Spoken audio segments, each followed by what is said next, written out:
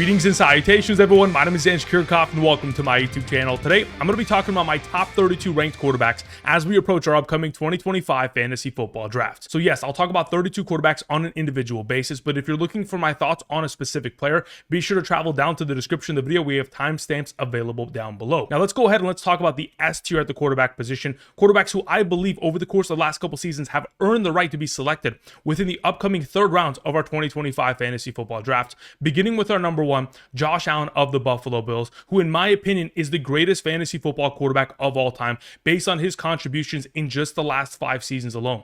For 5 consecutive years, he is ranked as either the number 1 or number 2 ranked quarterback in fantasy football, averaging anywhere between 23 to 25 fantasy points based on his contributions not only through the air, but of course on the ground, consistently getting himself double-digit touchdowns. In my mind, Josh Allen is a guarantee to find success in 2025 because what he has proven over the course of the last 5 seasons, he stays healthy, he has a great supporting cast, and of course that elevates him to this top tier at the quarterback conversation. Now, when we continue on to the other side of the coin within this S tier, a quarterback who I feel just as comfortable taking over Josh Allen is of course Lamar Jackson. And even though he has not been as consistent over the course of the last 5 seasons, as Lamar Jackson has faced multiple injuries throughout that time, but the edge that Lamar Jackson does have over Josh Allen is that Lamar Jackson has been responsible for 2 of the greatest fantasy football quarterback seasons of all time. One of them being in 2024, in which he proved he has the highest quarterback ceiling amongst all at the position, putting up 41 passing touchdowns, 4,100 passing yards, and 915 rushing yards. Again, those kind of numbers are legendary statistics, and going into 2025, we're anticipating that he's going to take a couple steps back and regress.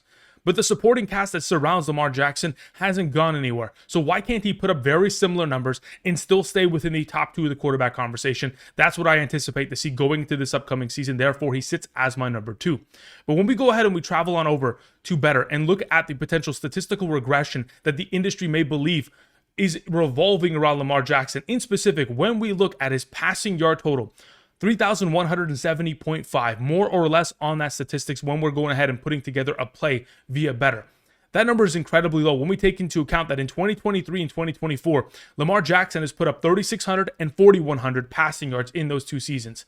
Again, unless he's going to miss time due to an injury, we're anticipating Lamar Jackson to be able to crush this number. As I continue to put together a play for this upcoming episode, I have the utmost confidence in the ability of Lamar Jackson to be able to dominate this number. So again, for those of you who are trying to potentially follow the plays that we're making over the course of this entire season, of course, putting my predictions to the test, be sure to travel down to the description of the video and check out Betr. Not only will you be able to go ahead and follow the plays that we're making, but you'll get my draft rankings and weekly rankings every single week for the remainder of the season. All you have to do is sign up using code Andrew, make a first-time deposit minimum of $10, and make a first-time play within the Betr Picks section, and you're good to go. Minimum of $1. Again, just one singular play. It can be the play that we're putting together over the course of this episode. You'll get my draft rankings over the course of the month of August, updated by position, by tier, quarterback, running back, wide receiver, tight end, kicker, defense, and flex, half PPR and full PPR. And those rankings will stay consistent for the remainder of the season every single Sunday morning so that we can help you capture a 2025 fantasy football championship. Check out the map to the right side of the screen to determine your eligibility based on your current location. And if you play up to $10 today via Betr,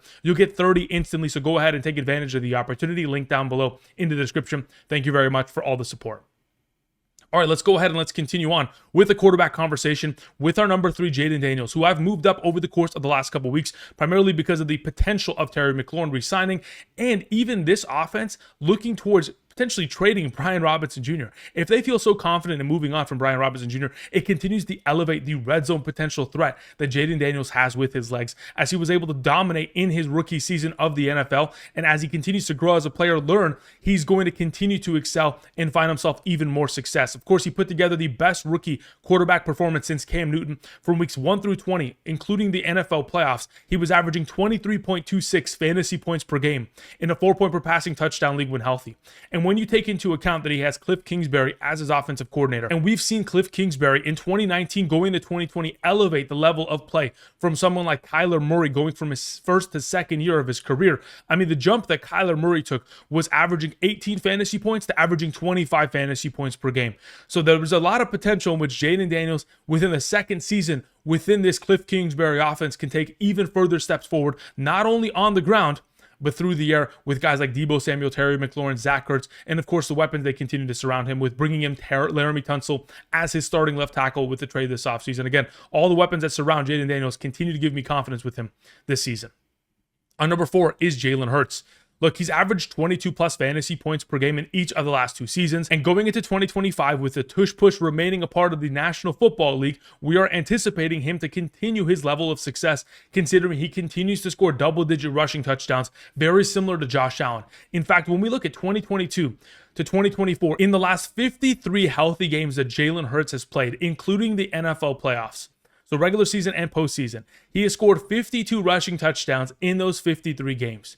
And if we're anticipating Saquon Barkley to find regression within the rushing category, that is going to lead to even more passing statistics for a guy like Jalen Hurts, that of course he can dominate with the weapons that he has surrounding him, like A.J. Brown, Devontae Smith, and Dallas Goedert. So of course, Jalen Hurts, an automatic in this top 5 conversation as we continue this upcoming season. To close out the 8s here, speaking of the top 5, we have Joe Burrow, who very easily could have also been the MVP in 2024 based on his contributions of course, 40-plus passing touchdowns. And there's always a possibility in which Joe Burrow could be the next quarterback to throw 50-plus touchdowns within a given season, especially based on what we saw late last year after the slow start for the Cincinnati Bengals from weeks 5 through 18, averaging 23.53 fantasy points per game, while the Bengals defense was allowing 25.5 points per game. Of course, the Bengals and Joe Burrow had to go ahead and rebuttal by averaging over 30 points per game as an offense. So with a lot of negative game scripts most likely to come in the 2025 season, and Joe Burrow coming off of the best career season in terms of career highs in attempts, completions, completion percentage, passing yards, passing touchdowns, and this offseason well spent in terms of bringing in weapons for Joe Burrow, we're anticipating him to go ahead and potentially have repeated statistics, if not even improve in 2025. So with my anticipation for him to improve, when we go ahead and head on over to Betr and look at the potential of Joe Burrow, his current number sits at 4,200 passing yards, which in the last 3 healthy seasons of his career in which he's played 16 or more games, he has put up a total of 4,600, 4,400, and 4,900 passing yards. So why not Joe Burrow to go ahead and crush this number? Again, we are trying to pair him up with someone like Lamar Jackson, going more on his passing yardage. And of course, as we progress throughout this video, continuing to put together plays via Betr. Then we continue on to the B tier, which again is still elite level quarterback play. But we have someone like Baker Mayfield, who very similar to Lamar Jackson and Joe Burrow, was able to surpass 40 passing touchdowns in 2024, 41 total to be exact. And even though we're anticipating him to regress, he's coming off of the best season of his career. Career highs in passing attempts, completions, completion percentage, passing yards, passing touchdowns, rushing yards. And this was all accomplished with missing Chris Godwin for majority of the season, obviously after the ankle dislocation. Mike Evans missed 4 weeks due to the IR stint that he had, and of course, Cade Otton even missed a total of 3 games. So seeing as how Baker Mayfield was able to accomplish so much with so little that was surrounding him going into this upcoming year, even with Godwin dealing with his injury and still trying to return, you bring in guys like Egbuka to go ahead and take the steps forward in order to fill in for Godwin until he returns. I'm anticipating Baker Mayfield to be fantastic. Even though he loses Liam Cohen, his offensive coordinator, Baker Mayfield has been a top 10 fantasy quarterback in each of the last 2 seasons with or without Liam Cohen, whether it's been with Cohen or Dave Canales. I'm anticipating continued success from this offense that, of course, if they're going to regress in 2025, maybe it leads to even more passing scripts this season. Number 7 is Bo Nix, who of course had a slow start to his rookie year within a Sean Payton offense, of course throwing a lot of information in his direction, but after the slow start from weeks 5 through 18 was averaging 20.83 fantasy points per game. And this offseason, he gained experience, he gained improved weapons, and of course, he still has his rushing upside. Of course, we all heard that this offseason he spent a lot of time with Drew Brees and of course a lot of time with Sean Payton, learning and developing into the second year within this scheme and this offense. Not only that, of course, he got new weapons. RJ Harvey, Evan Ingram, Bryant. We even re-signed Sutton. There's so much potential, which of course Bo Nix should be able to take further steps forward in 2025. And as long as he continues to scramble as much as he did last season, totaling over 400 rushing yards, the rushing touchdown category is going to still be within the mix, because again, last season, because of his rushing upside, scored 4 rushing touchdowns within the red zone, which I do believe is going to continue to stay within his scoreline in 2025. Let's move on to our number 8. We have Patrick Mahomes. Look, even though Patrick Mahomes has been a lesser version of himself in the last couple of years, his lesser version is still the top tier of other people's careers. Like, they would be happy to throw 28 touchdowns and over 3,900 passing yards. Yet Patrick Mahomes, when he does it, we're all disappointed. Now, even though we were disappointed with his efforts in 2024, when we take together his regular and postseason efforts, he was averaging about 18.3 fantasy points per game in a 4-point per passing touchdown league. But going into 2025, we have offensive improvements. We get back a healthy Rashee Rice, obviously pending the suspension, depending on how much time he's going to miss there. But of course, we'll get far more games with Rashee Rice. We get a full healthy Marquise Hollywood Brown, and we get a healthy Isaiah Pacheco. On top of all of this, of course, we already know we have the return of Xavier Worthy that took steps forward late last season, Travis Kelce, who looks a lot better this offseason in comparison to last, and considering Patrick Mahomes still retains his rushing upside, 5 consecutive years of 300 or more rushing yards, he is still one of only 4 or 5 quarterbacks in fantasy football that can finish as the number 1 overall based on what he has proven in the past. And I think I can speak for all of us when I say that we wouldn't be surprised if he finishes number 1 within any of the upcoming seasons here because of the talent that he truly is. Continuing on with the beats here, we have Brock Purdy, a quarterback who I believe is going to continue to take steps forward. In 2023, averaged 18.48 fantasy points per game, and in 2024, averaged 18.79 fantasy points per game. And this was all in the absence of Christian McCaffrey. So again, a lot of the receiving statistics that McCaffrey was able to accumulate out of the backfield. Of course, Isaac Guerrero and Jordan Mason weren't able to accomplish that. We had injuries to George Kittle, Deebo Samuel, a season-ending injury to Brandon Ayuk. We had Ricky Pearsall only, of course, getting into the mix late into the season. So with all the injuries, of course, it was certainly apparent that the 49ers took a step back offensively as they scored 20 less touchdowns as an offense in comparison to 2023, in which they were scoring 60 touchdowns as an offense, and in 2024, only 40.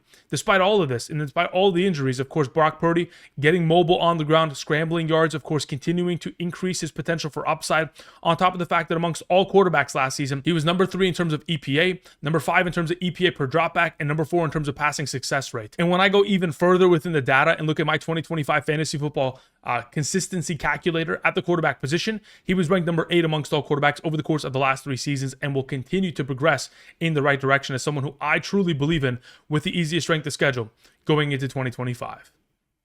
Number 10 is Caleb Williams. I told many of you guys yesterday in my breakout video that I truly do believe that Caleb Williams is going to be a top 10 quarterback this upcoming season because they've improved everything around him. First and foremost, they needed to address the offensive line. You begin Joe Thuney, who's an all-pro offensive guard. You bring in Drew Dahlman, which is a fantastic run-blocking center. And, of course, you bring in Jonah Jackson to shore up the other side of this interior of this offensive line. Then you bring in new weapons in the form of first- and second-round draft capital with Colston Loveland and Luther Burden. Then you bring in Ben Johnson as the new head coach and primary play caller, who elevated the Detroit Lions to being the best offense in the National Football League last season and has elevated Jared Goff to being the number 6, 7, and 10 overall quarterback in fantasy football in the last 3 seasons. With Caleb Williams having the ability with his arm, of course, this is a former number 1 overall pick of the NFL draft, so we all know he has talent, but he also has rushing upside that is borderline elite.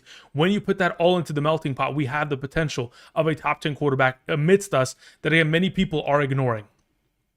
Number 11, we have Kyler Murray. Look, he has an incredibly safe floor, but he is a mid to low end QB1. That is basically what he has been. And with no offensive additions this offseason, not bringing in any additional talent, he still has to work with Marvin Harrison Jr., Trey McBride, who are going to continue to elevate throughout their career, and of course, James Conner. But that's basically it. And that's not enough talent for me to feel incredibly confident in Kyler Murray unless his rushing total was to increase. Even though 2024 did consist of his second most rushing yards of his entire career with 572. And this offseason, he did in fact say that he wants to run the ball even more in 2025. He also has to stay healthy. But as of right now, I still think that he is a low-end QB1, someone that I'm certainly willing to wait on, considering I truly do believe that the other quarterbacks that I'm going to mention in this C tier are very much so comparable to his overall potential for upside this upcoming season. So let's speak on that upside, and let's begin with Justin Fields, who is one of only 3 quarterbacks in the NFL's history to be able to surpass 1,000 rushing yards in a season. When we're talking about his last 3 seasons in the NFL, he has been undeniable, posting fantasy point per game averages of 19.73, 18.77, and 18.88. Over the course of those 3 seasons, based on my quarterback consistency calculator, he's ranked 12th amongst all quarterbacks. So why not go ahead and potentially put him as our number 12 going into this upcoming season? With a better supporting cast in comparison to what he had in his days with the Chicago Bears, with a coaching staff that is going to elevate him and put him in positions to succeed. Even though this offseason and in these preseason games, he has looked like he has struggled, but that's mainly because we're running vanilla offenses. We have seen 0 zone read option plays, which of course we all know there's a potential that this offense is going to abuse other teams with an offensive line that of course knows how to run block, and a mobile quarterback, and of course 2 running backs with Braylon Allen and Breece Hall. We have a 3-headed monster in the backfield that is going to continue to find success. I expect Justin Fields to of course be incredibly fantasy relevant because of his rushing upside that we have all seen him be able to take advantage of, and of course have a couple sprinkles of passing touchdowns. Number 13 to continue this tier is Trevor Lawrence, who I truly do believe is going to take a step forward this year because of Liam Cohen, their new head coach and primary play caller, who elevated Baker Mayfield to being the number 4 overall quarterback in fantasy last season with 41 passing touchdowns. He elevated that Buccaneers offense from 2023 to scoring 36 total offensive touchdowns to 57 in 2024. They went up a 9-point per game average in terms of an offense of a team, going from 20 to 29 in just one season. And what we have seen from Trevor Lawrence in his past, even with lesser talent surrounding him and lesser coaching staffs, he's been the number 12 and the number 7 overall quarterback in fantasy football in 2023 and in 2022. And now that you have an improved scheme, you have improved weapons, of course, with Travis Hunter coming in, and of course, Brian Thomas Jr. taking the step forward. And you, of course, you have rushing upside. It's all of the recipe that you need to make a QB1, even though he sits at number 13. That's why he's still in this conversation within the C tier. To close out the C tier category, we have Drake Maye, who very similar to all these other quarterbacks has rushing upside and certainly can get it done through the air because he had himself a very strong end of the 2024 season. From week 6 through 17 when healthy, averaging 16.35 fantasy points per game, was number 16 amongst all quarterbacks throughout that span of time in terms of a fantasy point per game average. Now, it's not a matter of if Drake Maye is going to be a QB1, it's just a matter of when. And it very easily could be in 2025 as they've made a lot of improvements this offseason. They've brought in a new offensive coordinator in Josh McDaniels. They've brought in new weapons, of course, across the board, and they've improved his offensive line. And when you go ahead and take into account that, Josh McDaniels was able to elevate rookie Mac Jones in 2021 to being the number 18 overall fantasy quarterback with 0 rushing upside. When we take into account Drake Maye had a 17-game pace in 2024 of being able to accumulate 600 plus rushing yards, there is even more upside for potential. And I think in this kind of 10 to 14 range, we could very easily see Drake Maye finish as the number 10 overall quarterback if he's able to find that upside, stay healthy. And this offense incredibly improves in comparison to where they were last year. Let's go to the D tier as we begin with Dak Prescott. Look, Dak Prescott back in 2023 was in contention for NFL MVP. In that year, 4,500 passing yards, 36 passing touchdowns, and was the number 3 overall fantasy quarterback throughout that season. And in 2024, even though from weeks 1 through 8 prior to his injury, he was lackluster. Only 14.89 fantasy points per game, 11 passing touchdowns to his 8 interceptions thrown. Going into 2025, hopefully revitalized, and with Lamb and Pickens, and of course Jake Ferguson, you're bringing in weapons, and you of course are going to continue to elevate this offense as they continue to invest into the offensive line position within their draft on a yearly basis in order to protect their investment of the highest paid quarterback in the National Football League. Again, when we look at Dak Prescott and his potential, hopefully we're going to get back to his kind of healthy days in which he's having a full healthy season, because when he has been in that range in 2019, 2021, and in 2023, in those 3 healthy seasons, he averaged over 20 fantasy points per game in each of those 3 years. And it's every other year. So technically, this is the next year, 2025, as we had the gap year of 2024. Very easily could get back into the top 8 quarterback conversation if this offense is able to elevate and keep him upright and healthy. Number 16, we have Justin Herbert, who even though he started slow in 2024, closed incredibly strong with this offense from weeks 6 through 18, 18.77 fantasy points per game. And in the final 13 games of the Los Angeles Chargers seasons, 10 of those games consisting of 30 or more passing attempts, in those games averaging 19.67 fantasy points per game in a 4-point per passing touchdown league. Now you approach this upcoming season, and even though we're losing the services of Rashawn Slater, their starting left tackle, you're going to move Joe Alt there. You have Pipkins, who's going to play the right tackle position, who has, of course, been a swing tackle for this team in the past. I still do believe that they have enough up front to keep him upright and healthy. And if you can do so, the weapons that surround him now in comparison to last year are such a bonus when you bring in Omarion Hampton, Trey Harris, Tyler Conklin, Keandre Lambert-Smith, and of course the return of Keenan Allen on top of the fact you still have Ladd McConkey, his number 1 weapon. I think there's too much talent around Justin Herbert for him not to succeed this upcoming season. Number 17, we have Jared Goff, who again provides consistency and health, and that is his biggest factor for fantasy purposes, because he's not going to be able to outscore on a per game basis a lot of these other quarterbacks, because truly he doesn't have the capabilities of rushing upside to meet that level of success. So even though Jared Goff has not missed a single game in each of the last 3 seasons, he's ranked as the number 6, 7, and 10 overall quarterback in fantasy points total, and number 7, 12, and 13 in terms of fantasy points per game on average. I anticipate him to have some regression in comparison to his 2024 statistics that consisted of 37 passing touchdowns.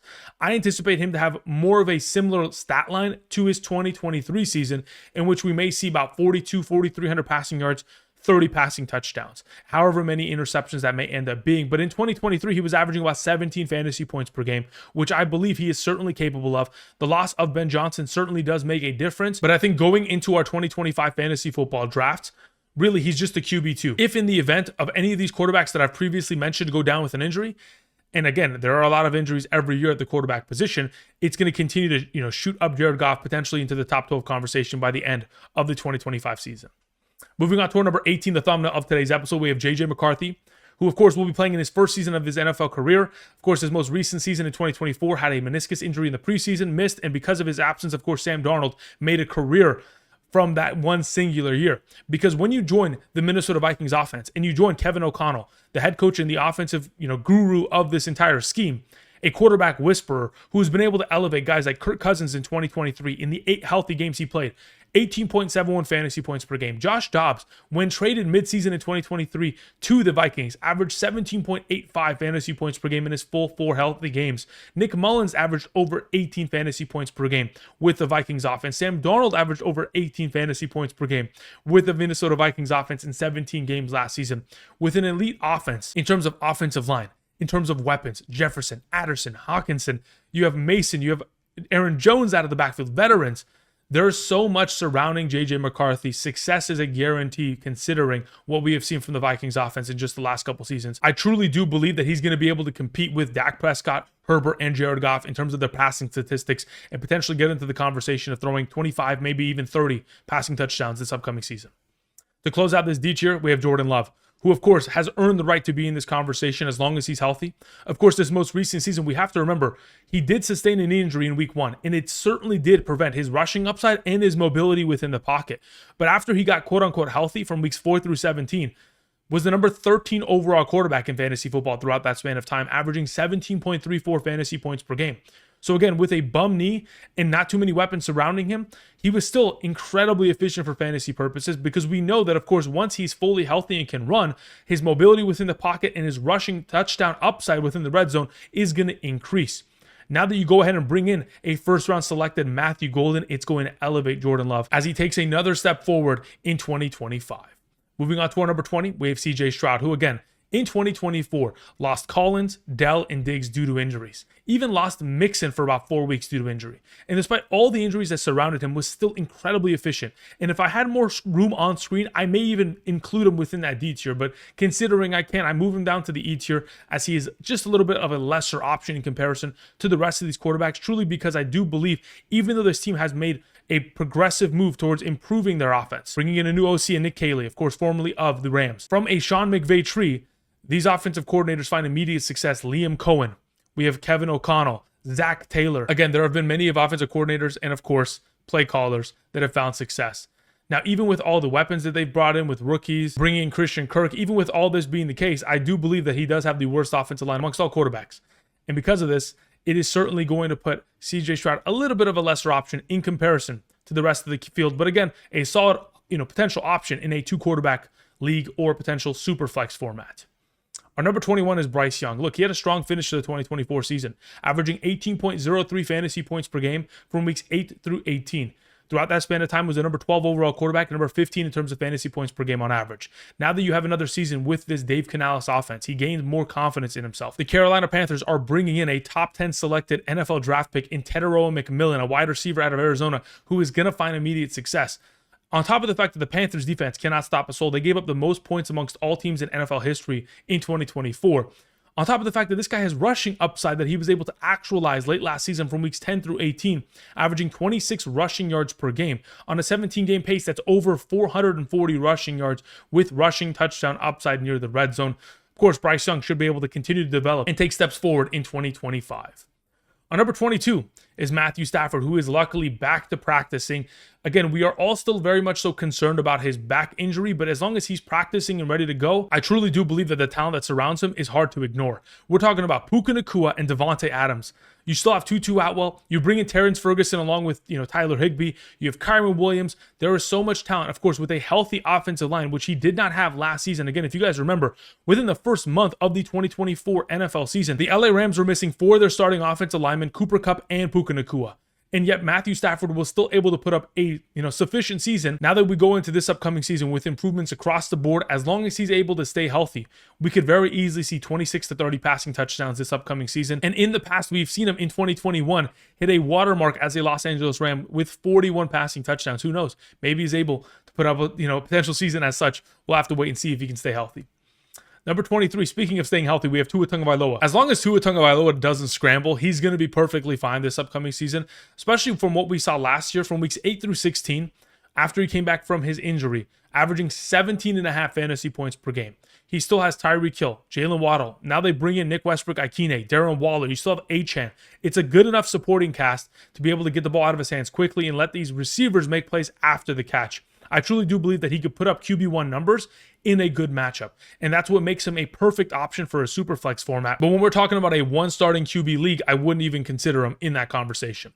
Number 24, we have Geno Smith, who in the last 3 seasons as the starting quarterback of the Seattle Seahawks has put up 17.87, 15.58, and 16.35 fantasy points per game. So anywhere between 15.5 to 17.5 fantasy points per game, which we do believe he's very much so capable of accomplishing this year as a member of the Las Vegas Raiders. When you take into account, you have Jacoby Myers, you have, of course, Brock Bowers, you have a solid running game with Ashton Genty, an offensive line that sure isn't the greatest, but I think is an improvement in comparison to what he was dealing with last season with the Seattle Seahawks, as those offensive linemen were certainly turnstiles over the course of majority of that season. When you have Pete Carroll as the head coach of this team, Chip Kelly as the offensive coordinator, and they believe in Geno Smith enough to be able to go and get him and bring him in, of course, it gives me confidence for him to be a solid option in a 2QB league.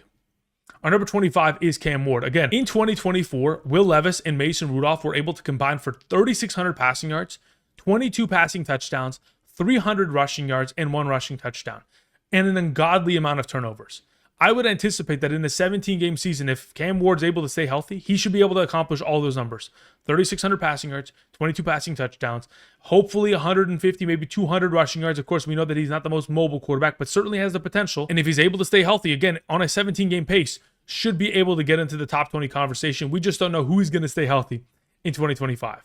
26 is Sam Darnold with Clint Kubiak as the offensive coordinator. Again, we have seen Clint Kubiak elevate Derek Carr last season to looking very good when healthy as a member of the New Orleans Saints. And now that he joins the Seattle Seahawks with weapons that I believe are sufficient enough to be able to keep Sam Darnold fantasy relevant, I think there are still downgrades in comparison to having Justin Jefferson, Jordan Addison, TJ Hawkinson, Aaron Jones from last season, and the dominant offensive line that the Minnesota Vikings possessed. But going into this entire season, I think that we're going to see regression from Sam Darnold. I think it's a guarantee.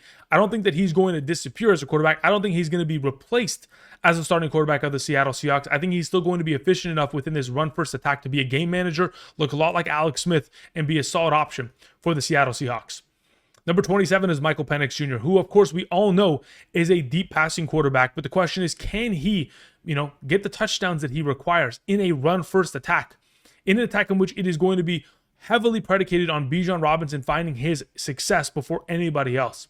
Of course, last season we saw Michael Penix be able to get it done in the final 3 games of the year. You have weapons like London, Mooney, Pitts, and Bijan, of course, as a supporting cast with a solid run-blocking offensive line. As long as they're able to get him consistently within the red zone, he's even proven last season in which he scored rushing touchdowns within the red zone, one of which of those was called back due to a penalty, and in the following play, Bijan Robinson scored. So, of course, we know he has rushing upside.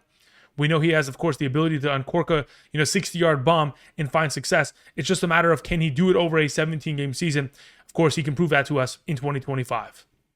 The final quarterback within this tier is Aaron Rodgers. Even though Aaron Rodgers finishes the number 15 overall quarterback in 2024, and Russell Wilson, as a member of the Pittsburgh Steelers, was the number 17 quarterback in terms of fantasy points per game last season, I think we should probably be higher on Aaron Rodgers, but I don't want to draft him. I have no interest in drafting and starting Aaron Rodgers in a 1 QB league. Potentially in a 2 QB league, Sure, why not? He's a veteran. He's not going to get replaced. He should be healthy. Of course, another year removed from that Achilles injury, should go ahead and separate, but I don't love the weapons that surround him in this offense. I don't love the offensive scheme in terms of heavy run with Arthur Smith. I don't think this kind of lends well to the potential of Aaron Rodgers, outside of the fact that, of course, he's one of the greatest quarterbacks of all time, which, of course, keeps him within this conversation.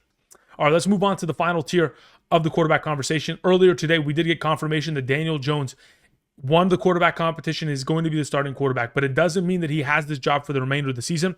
The reason why they are starting with Daniel Jones is because if they start with Anthony Richardson, and Anthony Richardson is not going to play well early, and they bench him, then his career as a Colt is over from that point forward, and they will have lost him, and the locker room will have, potentially moved on from him.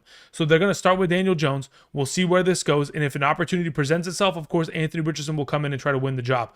But as of right now, if you are playing in a 2QB super flex format, this is my third and fourth quarterback I am drafting. This is the best quarterback tandem that you can go ahead and have on roster, so that you have a third quarterback, and regardless of what happens to Daniel Jones, Anthony Richardson's on roster and can present top 15 quarterback upside when healthy because of his rushing totals. The next quarterbacks I wanted to mention is Russell Wilson and Jackson Dart. Of course, we have another one of these combos in which we're going to have a veteran quarterback and then a younger quarterback that is still trying to earn the job. The reason why I believe they're going to keep Winston or Wilson at the top of this conversation early in the season is because their schedule early on is horribly difficult. They have to take on the following schedule to begin the season: Washington, Dallas, Kansas City, the Los Angeles Chargers, New Orleans, Philadelphia, Denver, Philadelphia, San Francisco, Chicago, Green Bay, Detroit.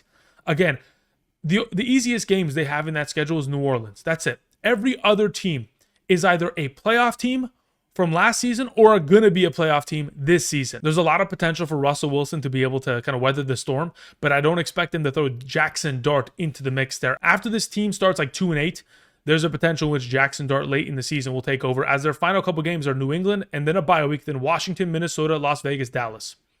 Then we move on to our number 31, which is Joe Flacco, and then whoever ends up being the apparent heir to this quarterback conversation, which of course we know that it could be Shedeur Sanders. We know that it could be Dylan Gabriel. It could be Kenny Pickett.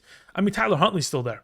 So again, Kevin Stefanski brought in Joe Flacco because of his efforts from 2023, being able to elevate this team and get them to the NFL playoffs. And of course, even Deshaun Watson could be in the mix here. Who knows? But as of right now, there's no guarantee as to who the replacement is for Joe Flacco. But when the time comes, of course, we do anticipate this to be a little bit of a rotation, which they're going to give multiple quarterbacks opportunities to try to figure out who is the future of the Cleveland Browns offense. The final quarterback competition I wanted to talk about is Spencer Rattler, who I do anticipate to be named the starter because they also, similarly to the Giants, have an incredibly difficult start to the schedule. And because of that, you don't want to throw Tyler Shuck into the conversation because you cannot bench him. So therefore, you're going to be in a situation in which you're going to start Rattler. If in fact he finds himself struggling, potentially 6 to 8 games into the season, boom, you can replace him for Tyler Shuck. It gives the offense a little bit of a boost of confidence that their early round draft pick is going to come in and try to save their offense and their potential season. All right, that's going to cover it in regards to my top 32 ranked quarterbacks. Thank you, everybody, for watching. If you enjoyed today's content, click the like button down below. I'll be back tomorrow talking about my top 30 tight ends for our upcoming 2025 fantasy football drafts. The final thing I wanted to mention, for those of you who want to get your hands on my 2025 fantasy football draft guide, be sure to go ahead, travel down to the description, and check out Patreon. It is exclusively available there. But if you guys want rankings, you can also find it on Patreon or via the Betr sign up. Again, minimum deposit of $10, minimum play within the Betr Picks, kind of section, minimum of $1, and then you're good to go. So again, check that out today. Get those draft rankings and get yourself ready for your upcoming drafts. Thank you, everybody, for watching. And until next time, I'll see you guys. Peace.